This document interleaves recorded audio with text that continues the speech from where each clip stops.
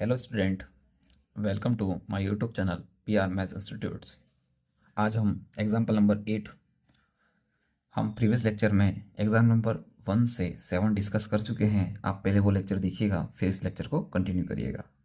Example number 8, y minus z upon z into x bracket close into p plus Z minus x upon z x into small q equal to x minus Y upon x into Y.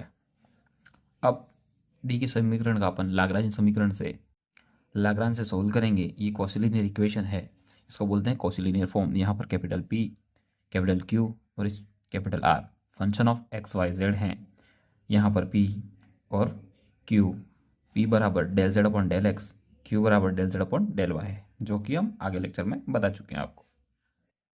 समीकरण number 1 में x Y Z का गुणा करने पर, ऐसा करने पर क्या होगा, इक्वेशन थोड़ा इजी फॉर्म में बन जाएगा। तो अपन एक्स वाई जेड का गुणा कर लेते हैं।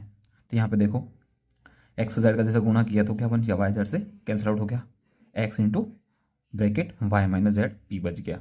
यहाँ पर जेड एक्स कट गया, वाई बच गया, y bracket z minus x q बच गया, इक्वल टू यहाँ पर वाई एक्स कट गया, जेड बच गया, z minus x into minus Y. अब सॉल्व कर लेंगे इसको, x minus y minus z x bracket p plus y z minus z x q equal to x z minus y z. P is equal to यहाँ पर क्या हो गया, x y minus z x, q is equal to y z minus z x, r is equal to x z minus y z. अब Lagrange सहायक समीकरण से, Lagrange सहायक समीकरण del x upon p equal to del y upon q equal to del Z upon r. P q are की value put up कर लेना। अपन वैल्यू पुटअप करते हैं, d x upon x minus x z d y upon y minus z minus x y d z minus x z minus y z. अब समीकरण में क्या करते हैं, सीधा अपन इसका समाकलन नहीं कर पा रहे, तो अपन क्या करेंगे, इसको अपन समीकरण नंबर 1 का गुणा करके तीनों को जोड़ देंगे, ये रेशो ये रेशो ये रेशो को जोड़ देंगे, तो इक्वल टू यहाँ पर आ जाएगा। वैसे ही मैंने यहाँ पर लिखा है, पर यहाँ पर ही ये बन जाएगा D x plus D y plus D z upon ये क्वान्टिटी आ जाएगी। तो देखो यहाँ पर एडिशन कर लिया, अगर मैंने सबको एडिशन किया डी एक्स डी वाई, तो देखो ये सारे क्या बन रहे हैं, यहाँ पर x y plus minus x z plus y z minus y z, ये सारे कैंसिल आउट हो जाएंगे, तो क्या बन जाएगा, जीरो। और यहाँ पर प्रत्येक बिंदु का मतलब क्या है, ये तीनों इसके सामने है।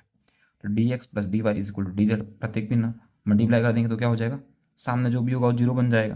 अब इसका इंटीग्रेशन कर लेंगे तो क्या आ जाएगा, x plus Y plus Z equal to C1। अपने को ये सॉल्यूशन नंबर 1 मिल गया। अब अपन सोल्व करेंगे।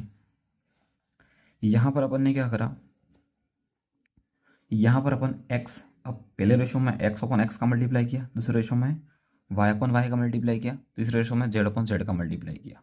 ऐसा करेंगे तो अपने यहाँ से क्या हो जाएगा, यहाँ से x कॉमन आ जाएगा, x कैंसल आउट हो जाएगा।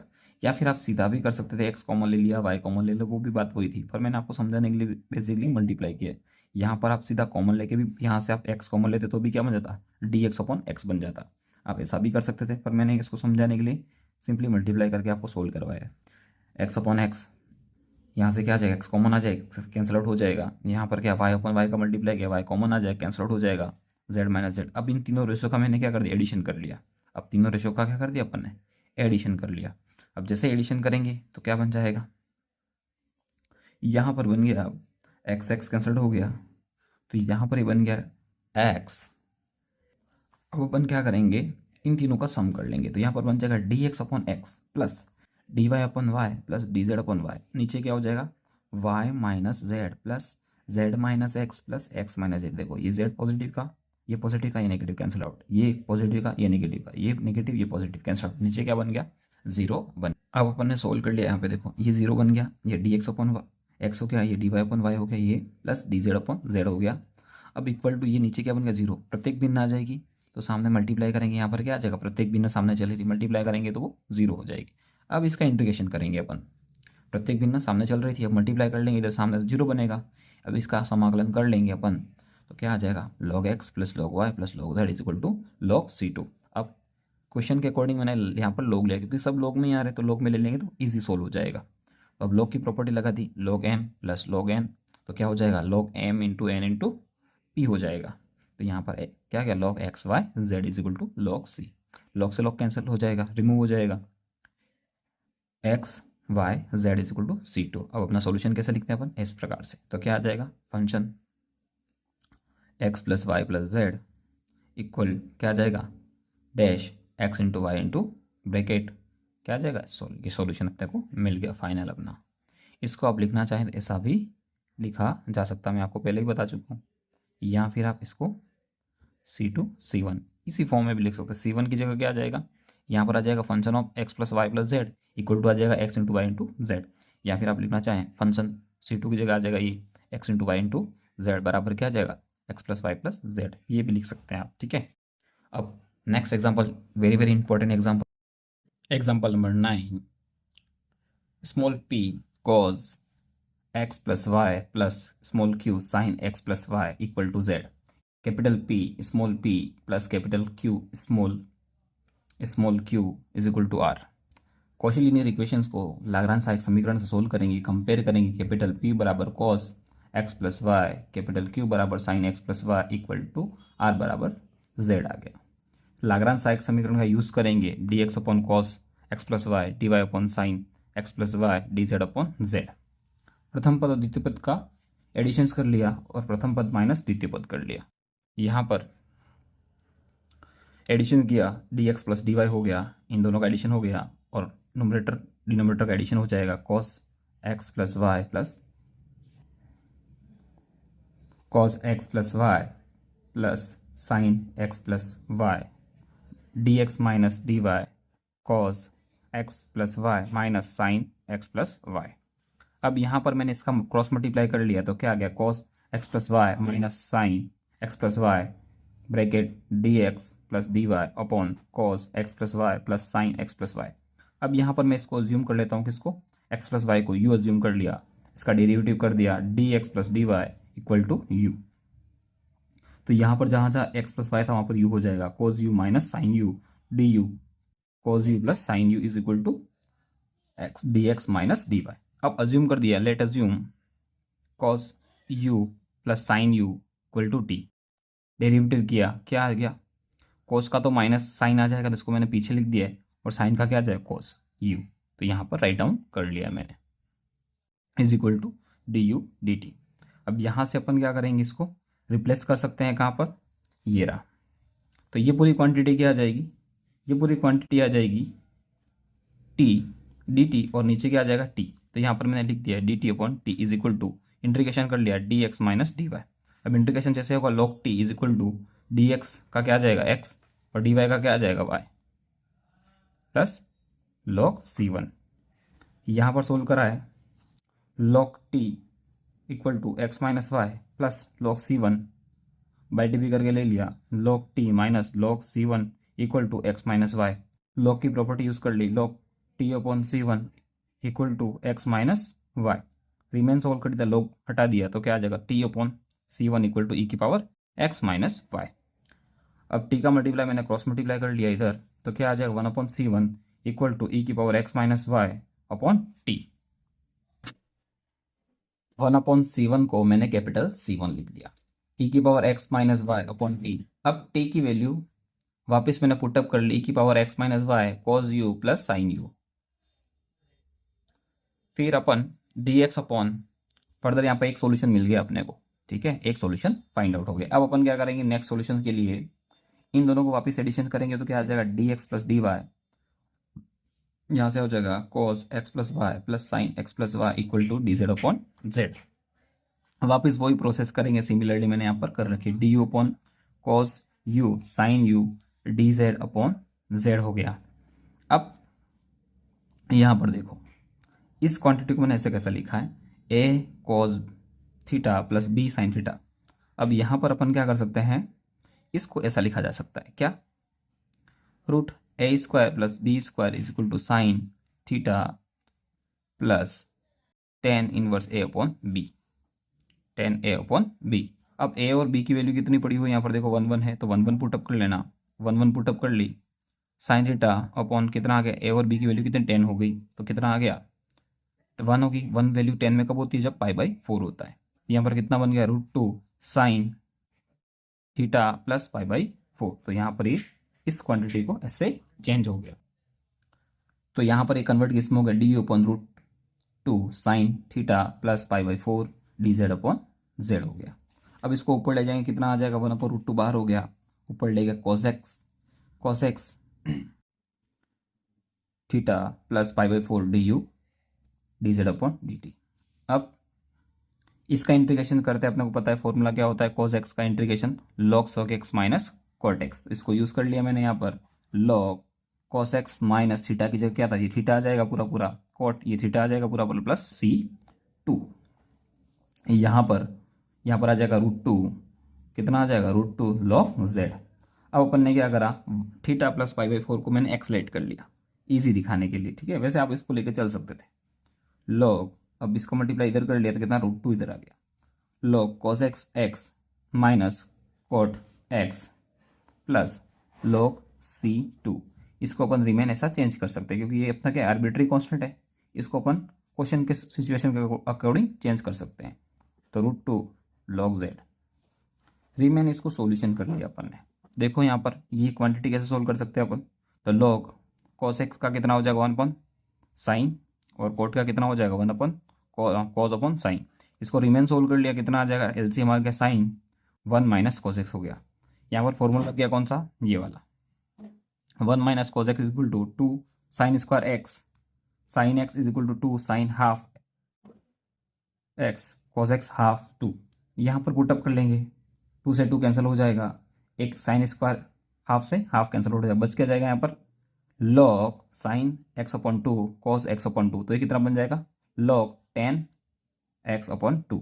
यहाँ पर मैंने यही सॉल्यूशन किया है, इस क्वांटिटी को मैंने यही सॉल्यूशन किया, ये रहा।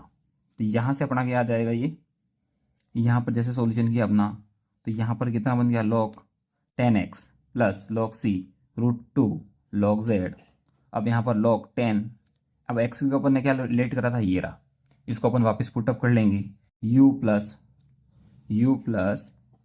π/4 plus log c2 √2 log z। अब अपन ने क्या करा, log की प्रॉपर्टी यूज़ कर ली, log mn वाली। तो यहाँ पर क्या आ जाएगा log tan u plus π/4 into c2, इसको ऐसा, ठीक है। और ये क्या करा √log z। अब अपन ने क्या करा, ये इसकी पावर में चला गया, तो यहाँ पर क्या आ जाएगा रीमेन, यहाँ पर ये इसकी पावर में चला गया एक टर्म ये, और यहाँ पर भी log tan u π/4 plus c2 log z की पावर में कितना चला गया √2, क्योंकि अपन ने यूज़ कर ली log n log m, इसकी प्रॉपर्टी हो जाएगी, क्या हो जाएगा log m की पावर n हो जाएगा। तो यहाँ पर ये यही हो गया यहाँ पर। अब दोनों तरफ log कैंसिल कर लेंगे तो क्या आ जाएगा, कैंसिल जैसे ही करेंगे तो बन जाएगा इधर tan u plus π/4 c is equal to आ जाएगा z की पावर 2। यहाँ पर c2 के इक्वल लिखेंगे तो क्या आ जाएगा, c2 इज इक्वल टू अपना आ जाएगा c2 इज इक्वल टू, अब बन जाएगा z √2 1/10। तो 10 किस में कन्वर्ट हो जाएगा, कोट में, तो कोट ब्रैकेट x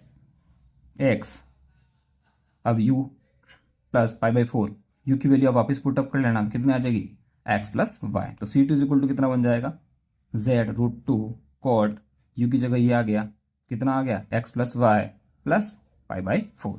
ये अपने को सॉल्यूशन नंबर 2 मिल गया। और सॉल्यूशन कैसे लिखते हैं अपन, इस तरह से दोनों सॉल्यूशन अपने को लिख देने। एक सॉल्यूशन तो पहले मिला था अपने को, ये तो f फंक्शन ऑफ e की power x minus Y upon cos u plus sine u comma z की power 2 cot bracket x plus Y plus π/4 bracket close equal to 0। ये अपने को फाइनल सॉल्यूशन मिल गया। Question number 10, x into dz del z अपॉन del x plus Y del z अपॉन del y plus t del z अपॉन t equal to az plus x into y upon t. अब यहाँ पर अपने को पता है कि स्मॉल p बराबर क्या आ जाएगा, del x upon del z अपॉन del x, q बराबर क्या है del z upon small P, और ये इसको पी क्यू आर मानना है तो आप पी क्यू आर अपन ने कैपिटल मान लिया। चलो पी क्यू आर यहाँ पर अपन ने कैपिटल लेट कर रहा है तो लेट कर लेंगे, और आर बराबर क्या आ जाएगा, del Z upon del t. तो अपन ने पी क्यू आर लेट कर लिया। अब लाग्रांज सहायक समीकरण से क्या आ जाएगा, आर की जगह अपना पूरा पूरा क्या आ जाएगा, ये आ जाएगा। और यहाँ पर देखो, अब यहाँ पर फ्री वेरिएबल कितने हो गए, 1 2 और 3। अभी तक हमने जितने भी क्वेश्चन डिस्कस करे हैं उसमें स्वतंत्र चर कितने थे, x और y थे। यहाँ पर एक से ज़्यादा स्वतंत्र चर हो गए, और सोल्व करने का मेथड यही रहेगा।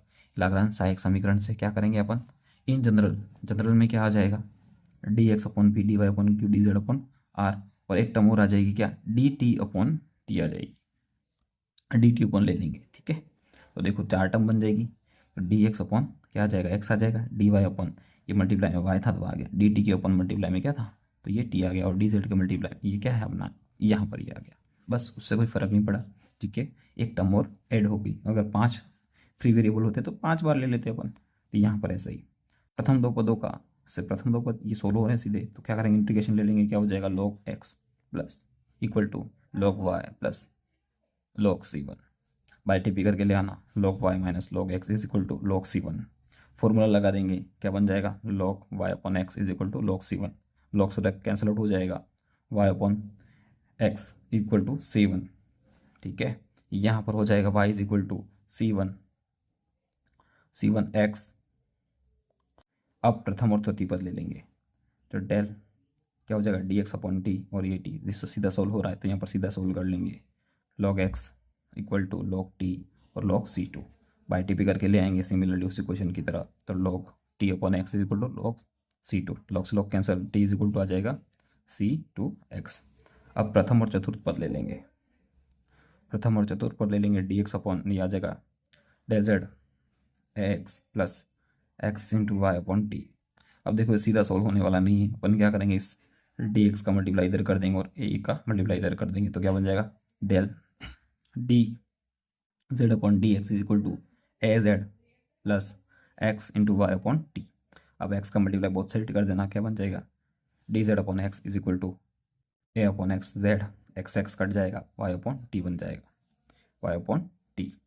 अब यहाँ पर देखो ये फ्री वेरिएबल यहाँ पर क्या है, एक्स है, और यहाँ पर डिपेंडेंट कौन है, डी। यहाँ पर फंक्शन और केवल जेड और एक्स में होना चाहिए, अवकलन सोल्व करना है, पर यहाँ पर वाई आ रहा है, इस वाई को रिमूव करना होगा अपने को। वाई को रिमूव कहाँ से कर सकते हैं, देखो ये रही वाई की वैल्यू क्या होती है, c1x। तो यहाँ पर ये वैल्यू पुटअप कर देंगे वाई की, देखो ये वाई की वैल्यू यहाँ से पुटअप है। क्यों कर रहे हैं ऐसा, क्योंकि अपना यहाँ पर फंक्शन जेड और एक्स में ही होना चाहिए। तो D z upon d x minus A by t p करके लिया इधर, इधर ले आया इसको, तो क्या आ जाएगा, A upon x into Z equal to Y की जगह मैंने वैल्यू रख दी c1x, एक्स एक्स का दिया c1 अपॉन c2। इसको नया कोई लिखना है आपको तो कैपिटल C3 लिख सकते हैं आप। अब यह एक रैखिक समीकरण बन गया। देखो ये रैखिक समीकरण होता है क्या, d y upon d x plus p y equal to q. इसको सोल्व कैसे करते हैं अपन, इंटीग्रेटिंग फैक्टर निकालते हैं e की पावर p dx। अपना सिमिलरली यहाँ पर देखो अपना जो था यहाँ पर ये रहा, तो यहाँ पर क्या आ जाएगा, p की जगह कितना आ जाएगा, p की जगह आ जाएगा अपना माइनस ए अपॉन एक्स, और q की जगह क्या आ जाएगा, c1 अपॉन c2। सोल्व करेंगे अपन यहाँ पर फॉर्मूला से, तो क्या आ जाएगा, आई एफ ई की पावर माइनस ए अपॉन एक्स डी एक्स।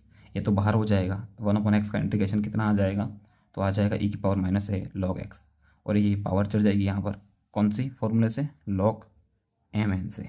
तो क्या आ जाएगा, एम की पावर एन। तो यहाँ से फॉर्मूला यूज़ कर लिया, एक्स की पावर माइनस ए हो गया। अपने को पता है ये दोनों एक दूसरे क्या होते हैं, प्रतिलोम फंक्शन होते हैं या फिर इन्वर्स फंक्शन होते हैं, ऐसा बोल सकते हैं, इन्वर्स बोल क्या सकते हैं, ऐसा होता ही है। तो ये इन्वर्स फंक्शन है, एक दूसरे क्या करेंगे, कैंसिल आउट कर लेंगे, तो क्या बन जाएगा, ई की पावर एक्स की पावर माइनस ए बच जाएगा। फॉर्मूले से क्या होता है, Y into integrating factor equal to Q X I F D x plus C. तो यहाँ पर अब अपना y की जगह क्या है, z है, तो इंटीग्रेटिंग फैक्टर कितना है, e की power minus x is equal to x q one q x कितना था अपना, तो c1 upon c2। I F कितना है, e की power minus x plus d x plus c equal to क्या आ जाएगा, सॉल्यूशन करेंगे इसका, ये तो कांस्टेंट बाहर हो जाएगा, इसका होगा e की पावर एक्स की पावर माइनस ए का होगा, तो कितना आ जाएगा, सिमिलरली यहाँ पर कर रखा है z एक्स की पावर माइनस ए और C1 और C2 की वैल्यू अपन वापस पुटअप कर ली, कितना है, तो कितनी थी C1 की value x into Y into x, और C2 की वैल्यू कितनी थी x into t, x x cancel out हो गया। इसका कर अपना कितना हो जाएगा, तो यहाँ पर a माइनस कितना आ जाएगा, a माइनस 1 हो जाएगा। ठीक है, a क्या होता था, अपना फॉर्मूला पता है ना आपको, x की पावर n dx बराबर कितना होता है, x की power n plus 1 upon n plus 1। तो यहाँ पर ये क्या कर दिया, माइनस आपने पीछे शिफ्ट कर दिया, तो 1 माइनस a आ गया, और यहाँ पर भी क्या आ जाएगा, 1 माइनस a प्लस C3 हो जाएगा। यहाँ पर हो गया z x की power minus a equal to y upon t x की power 1 minus a upon 1 minus a plus C3। अब इसको रिमेन अपन ने क्या कर दिया, C3 के इक्वल ले आ जाएंगे पूरा, तो z का मल्टीप्लाई क्या कर लें, पूरा शिफ्ट कर लेंगे इधर, तो z इंटू एक्स की power minus a minus Y upon t x a 1 minus a upon 1 minus a। अपना सॉल्यूशन क्या बन जाएगा, FC1 C2 C3। देखो अभी तक अपने जो भी क्वेश्चन करे अपने C1 और C2 ही आ रहा था, क्यों, क्योंकि वहाँ पर फ्री वेरिएबल अपने 2 ही थे, और यहाँ पर अपना फ्री वेरिएबल कितने थे, 3। तो अपने को अचर भी कितने मिलेंगे, अपने कांस्टेंट भी कितने मिलने वाले, 3। तो इसके यहाँ पर सॉल्यूशन क्या हो जाएगा, C1 की जगह आ जाएगा y अपॉन एक्स, C2 की जगह आ जाएगा t अपॉन एक्स, और C3 की जगह ये पड़ा हुआ अपना ये रहा। तो फाइनली सोल्यूशन मिल गया। आई होप आपको समझ में आया होगा। ठीक है, और ऐसे ही बने रहिए हमारे साथ, लाइक कीजिए, सब्सक्राइब कीजिए। Thank you.